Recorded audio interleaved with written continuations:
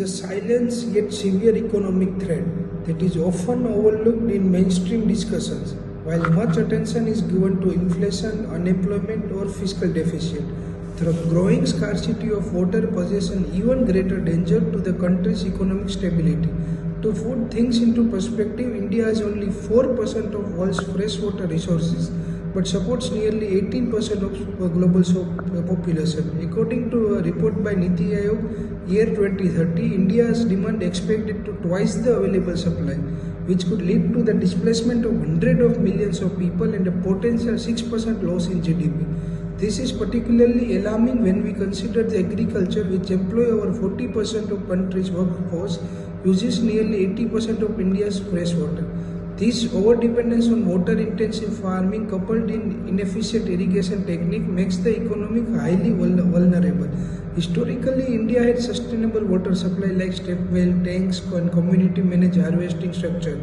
However, the Green Revolution, while successful in boosting food production, also introduced policies like subsidized electricity and borewell usage that encourage rampant groundwater extraction. Urbanization has only worsened the situation, with cities expanding rapidly and often without proper water management plans.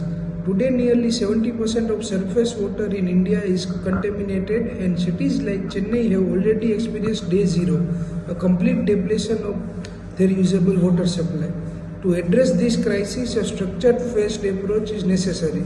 In the first phase, spanning the next 2 years, we must focus on awareness and assessment by launching a national water scorecard for cities, making water audits mandatory for industry and large housing societies, and introducing water literacy in school curriculums.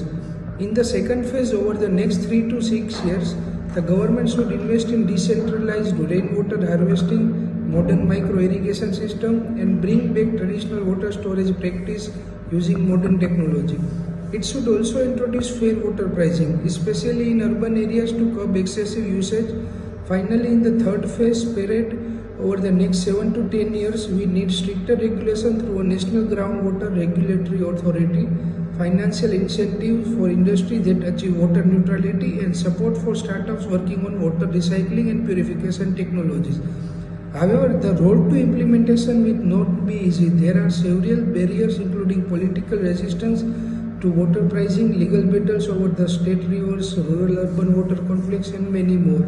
Additionally, the deep-rooted cultural belief that water is a divine gift makes it difficult to change public behavior and promote conservation. Despite these challenges, it is essential to understand that water scarcity is no longer an environmental issue, it is an economic emergency. Without water, there can be no food security, no sustainable industry, and ultimately no thriving economy. Therefore, the time to act is not tomorrow, it is now.